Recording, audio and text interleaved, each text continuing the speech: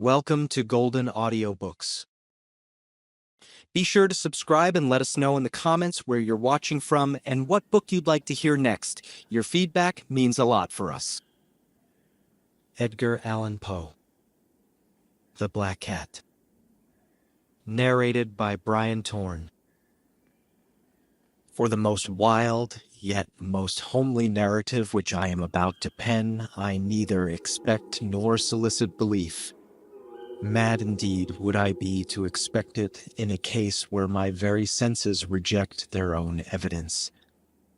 Yet mad am I not, and very surely do I not dream.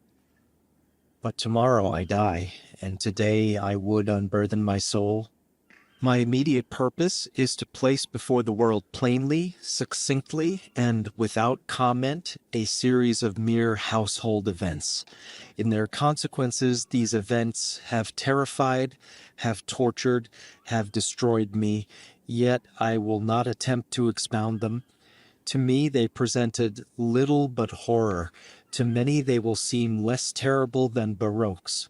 Hereafter, perhaps, some intellect may be found which will reduce my phantasm to the commonplace. Some intellect more calm, more logical, and far less excitable than my own, which will perceive, in the circumstances I detail with awe, nothing more than an ordinary succession of very natural causes and effects. From my infancy I was noted for the docility and humanity of my disposition. My tenderness of heart was even so conspicuous as to make me the jest of my companions. I was especially fond of animals, and was indulged by my parents with a great variety of pets. With these I spent most of my time, and never was so happy as when feeding and caressing them. This peculiarity of character grew with my growth, and in my manhood I derived from it one of my principal sources of pleasure. To those who have cherished an affection for a faithful and sagacious dog, I need hardly be at the trouble of explaining the nature or the intensity of the gratification thus derivable. There is something in the unselfish and self-sacrificing love of a brute which goes directly to the heart of him who has had frequent occasion to test the paltry friendship and gossamer fidelity of mere man. I married early, and was happy to find in my wife a disposition not uncongenial with my own. Observing my partiality for domestic pets, she lost no opportunity of procuring those of the most agreeable kind. We had birds, goldfish, a fine dog, rabbits, a small monkey, and a cat. This latter was a remarkably large and beautiful animal, entirely black and sagacious to an astonishing degree. In speaking of his intelligence, my wife, who at heart was not a little tinctured with superstition, made frequent allusion to the ancient popular notion which regarded all black cats as witches in disguise. Not that she was ever serious upon this point, and I mention the matter at all for no better reason than that it happens just now to be remembered. Pluto, this was the cat's name, was my favorite pet and playmate. I alone fed him, and he attended me wherever I went about the house. It was even with difficulty that I could prevent him from following me through the streets. Our friendship lasted in this manner for several years, during which my general temperament and character, through the instrumentality of the fiend intemperance, had, I blush to confess it, experienced a radical alteration for the worse. I grew day by day more moody, more irritable, more regardless of the feelings of others. I suffered myself to use intemperate language to my wife. At length I even offered her personal violence. My pets, of course, were made to feel the change in my disposition. I not only neglected, but ill-used them. For Pluto, however, I still retained sufficient regard to restrain me from maltreating him, as I made no scruple of maltreating the rabbits, the monkey, or even the dog, when by accident or through affection they came my way. But my disease grew upon me, for what disease is like alcohol, and at length even Pluto, who was now becoming old and consequently somewhat peevish, even Pluto began to experience the effects of my ill temper. One night, returning home much intoxicated from one of my haunts about town, I fancied that the cat avoided my presence. I seized him when, in his fright at my violence, he inflicted a slight wound upon my hand with his teeth. The fury of a demon instantly possessed me. I knew myself no longer. My original soul seemed at once to take its flight from my body, and a more than fiendish malevolence, gin-nurtured, thrilled every fiber of my frame. I took from my waistcoat pocket a penknife, opened it, grasped the poor beast by the throat, and deliberately cut one of its eyes from the socket. I blush, I burn, I shudder, while I pen the damnable atrocity. When reason returned with the morning, when I had slept off the fumes of the night's debauch, I experienced a sentiment half of horror, half of remorse, for the crime of which I had been guilty, but it was at best a feeble and equivocal feeling, and the soul remained untouched. I again plunged into excess, and soon drowned in wine all memory of the deed.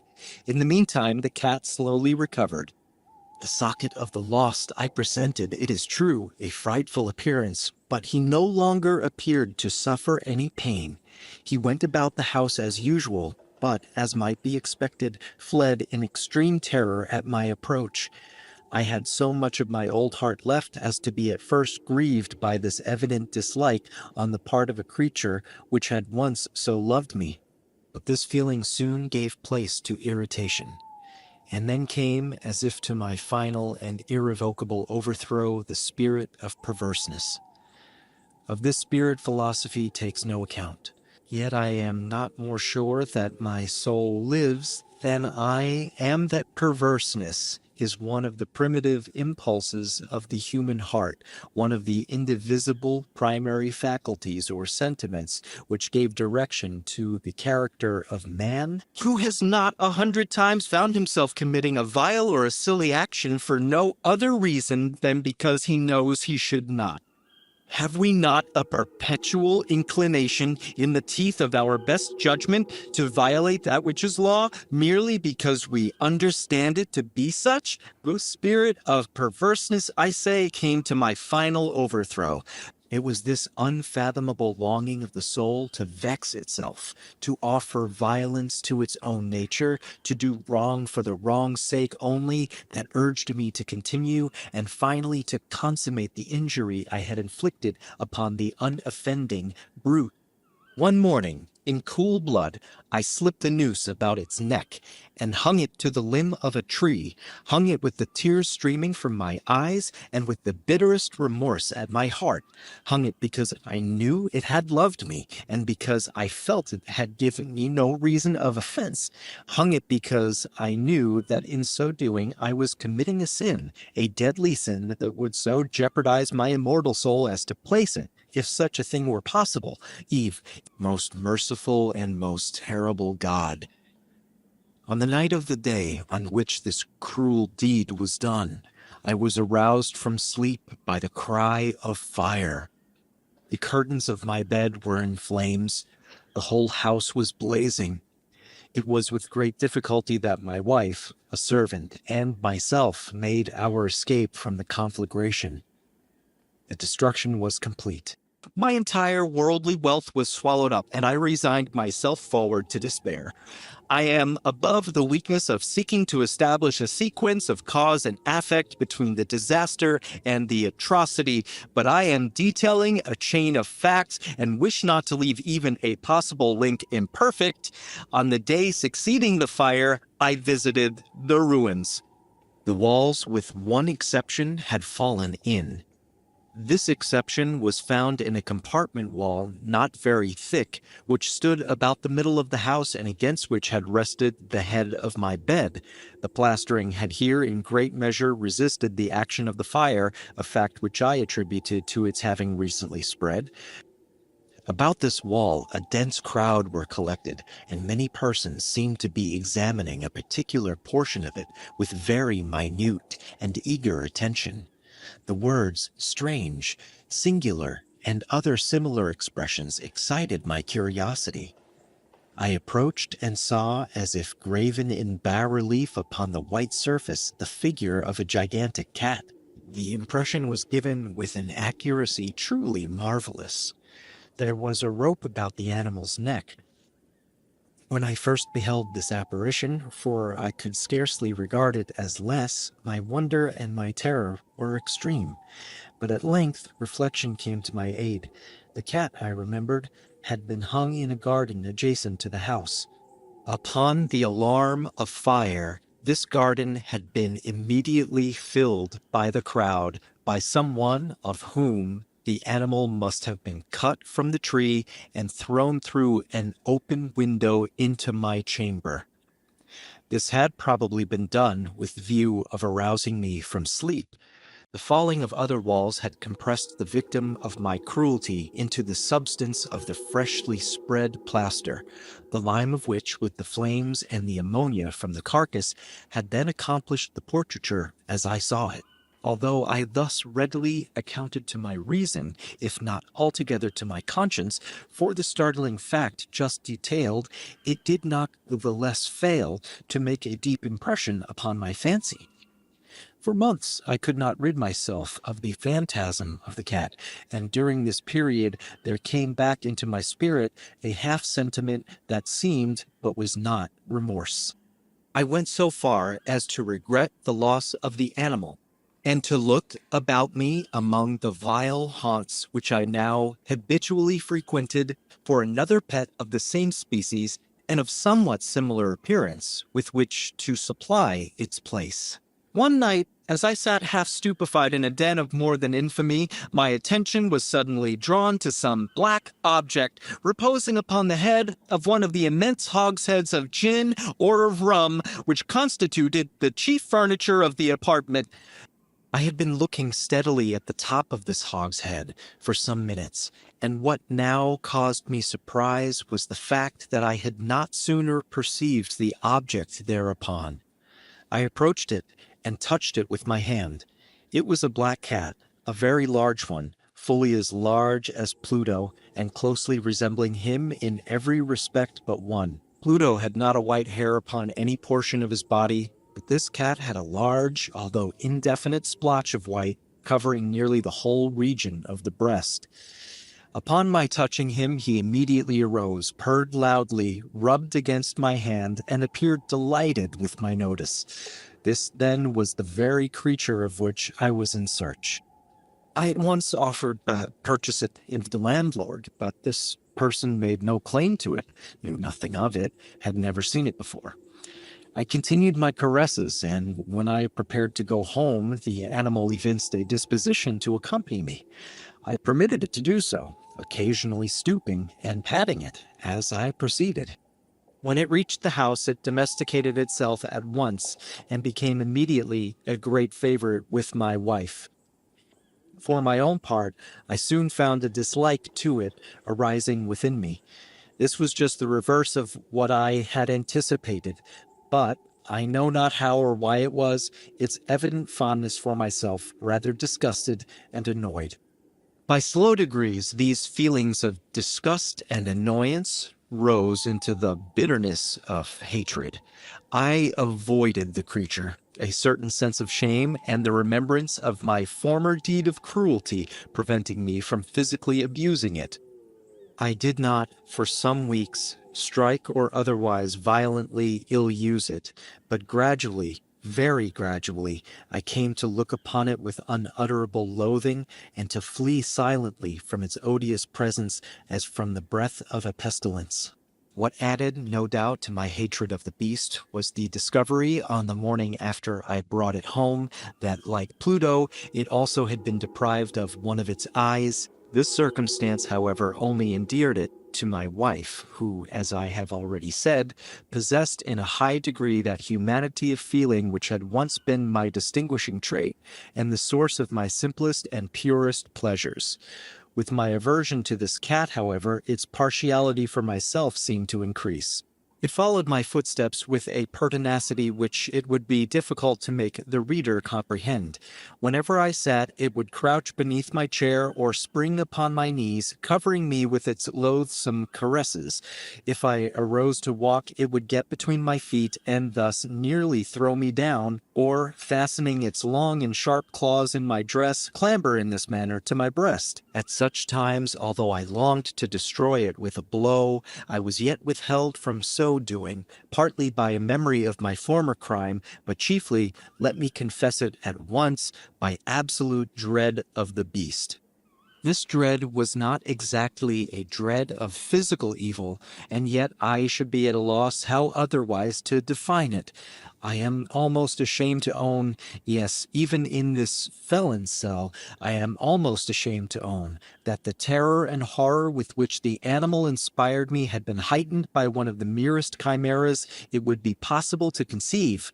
My wife had called my attention more than once to the character of the mark of white hair, of which I have spoken, and which constituted the sole visible difference between the strange beast and the one I had destroyed. The reader will remember that this mark, although large, had been originally very indefinite, but by slow degrees nearly imperceptible, and which, for a long time my reason struggled to reject as fanciful, it had at length assumed a rigorous distinctness of outline. It was now the representation of an object that I shudder to name, and for this, above all, I loathed and dreaded, and would have rid myself of the monster, had I dared. It was now, I say, the image of a hideous, of a ghastly thing, of the gallows. O mournful and terrible engine of horror and of crime, of agony and of death.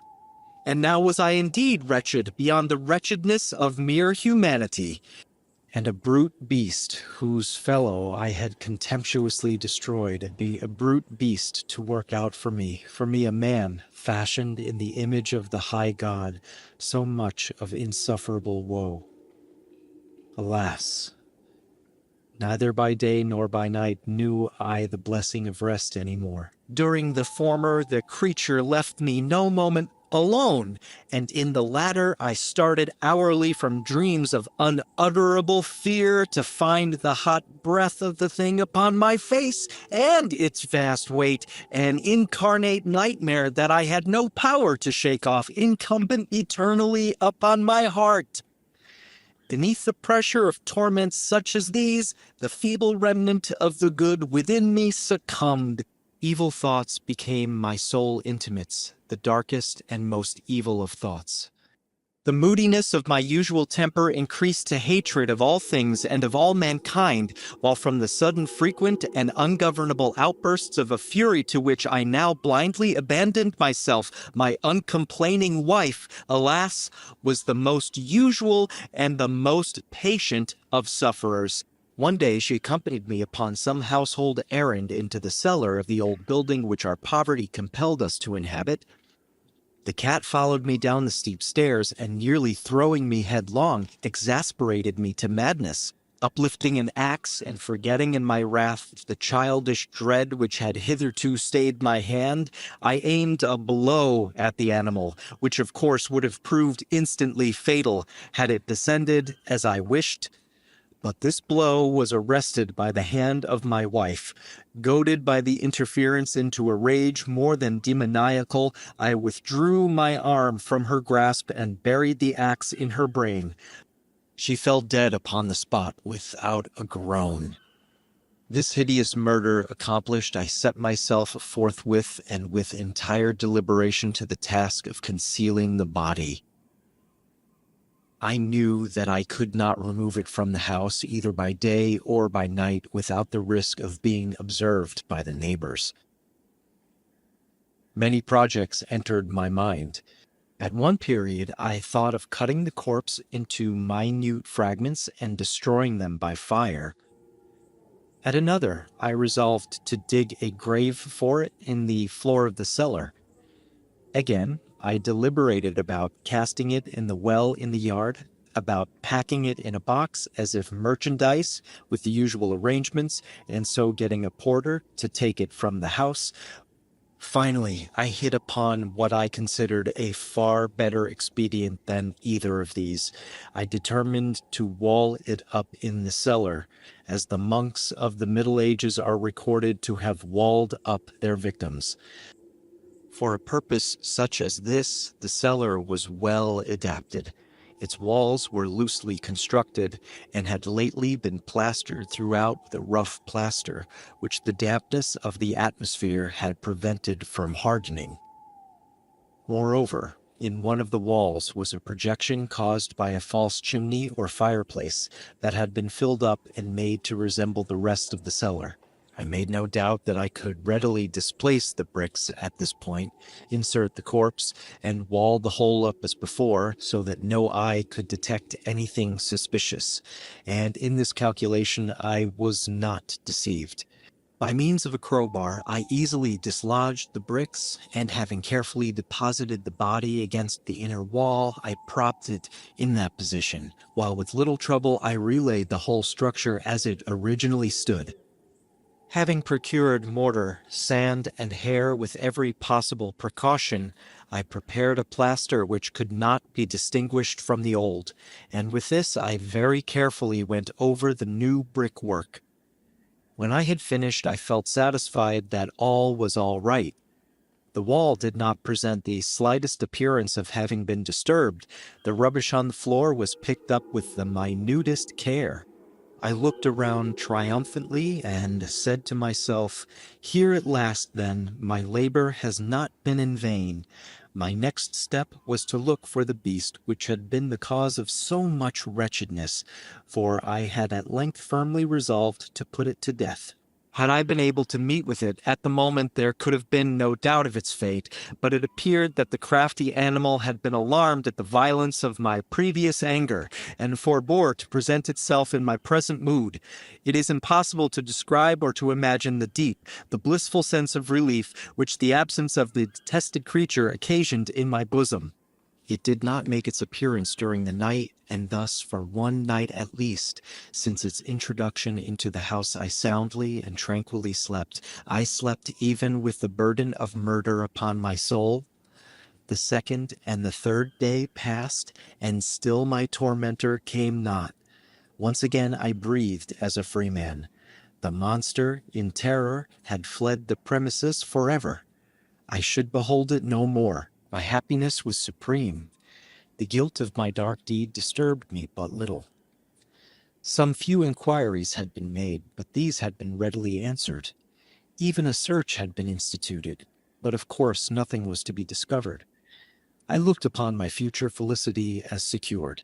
Upon the fourth day of the assassination, a party of the police came very unexpectedly into the house, and proceeded again 16 to make rigorous investigation of the premises. Secure, however, in the inscrutability of my place of concealment, I felt no embarrassment whatever. At length, for the third or fourth time, they descended into the cellar. I quivered not in a muscle. My heart beat calmly as that of one who slumbers in innocence. I walked the cellar from end to end. I folded my arms upon my bosom and roamed easily to and from. The police were thoroughly satisfied and prepared to depart. The glee at my heart was too strong to be restrained. I burned to say if but one word by way of triumph, and to render doubly sure their assurance of my guiltlessness. "Gentlemen," I said at last, as the party ascended the steps, "I delight to have allayed your suspicions. I wish you all health and a little more courtesy. By the by, gentlemen, this is a very well-constructed house. In the rabid desire to say something easily, I scarcely knew what I uttered at all. I may say an excellently well-constructed house. These walls, are you going, gentlemen?